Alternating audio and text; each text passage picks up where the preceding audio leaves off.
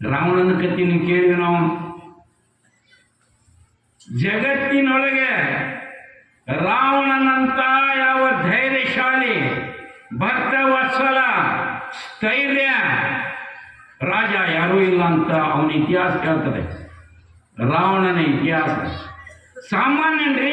ರಾವಣ ಹೆಂಗಿದ್ದ ಅಂದ್ರೆ ಅಗ್ನಿದೇವಿ ಅಡಿಗೆ ಮಾಡ್ತಿದ್ರು.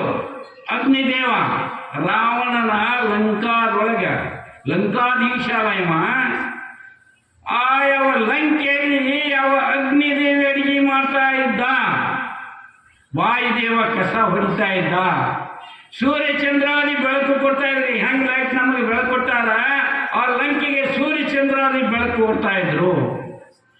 ಲಂಕಾಧೀಶ ರಾವಣ ಹಿಂಗ ಹೊರಗೆ ಬಂದ ಅಂದ್ರ ದೇವಾನು ದೇವತೆಗಳು ಕೈಯೊಳಗೆ ಹೂಗಳನ್ನು ಹಿಡಿದು ರಾವಣದೀಶ ರಾಜಾದಿರಾಜ ಹೊಗಳ್ಕೋತ ಹೂವನ್ನು ಚೆಲ್ಲುತ್ತಿದ್ರು.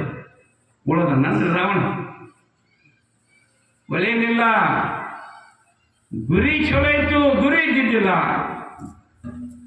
ಅದಕ್ಕಾಗಿ ರಾವಣ ಎಷ್ಟು ವಿಚಿತ್ರವನ್ನ ಸಾವು ಅಂದ್ರೆ, ಆದರೆ ಆತ ಎಲ್ಲ ಸಾಧಿಸಿದ್ದಾಕರೆ ದಿಟ್ಟ ರಾವಣನು ರಜ ತಾಚಲವ ನೆತ್ತಲೊತ್ತಿ ಬಿಟ್ಟಿತು ರಸ ತಳಕ್ಕೆ ನಿನ್ನ ಪಾದ.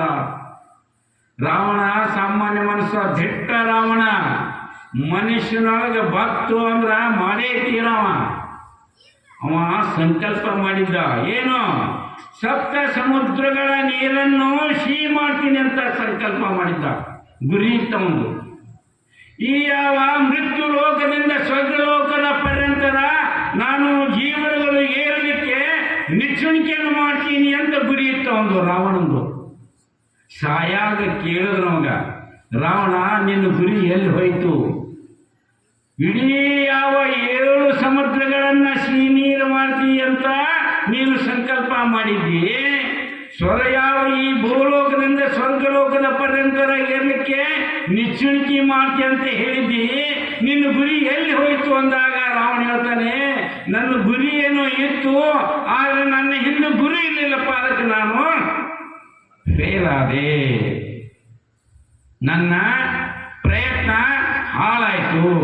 ಅದಕ್ಕಾಗಿ ಗುರು ಹೇಳಿದಂತ ಮಾತು ಇದು. ಇವು ವೇದ ಉಪನಿಷತ್ತ ಪ್ರಮಾಣಗಳು ಇವೆಲ್ಲ ಈ ಯಾವ ಲಕ್ಷ್ಮಣನ ರೇಖೆ ಇದ್ದಂಗ. ಲಕ್ಷ್ಮಣನ ರೇಖೆ ನಂಬಲೇಬೇಕು ಈ ಮಾತುಗಳನ್ನ.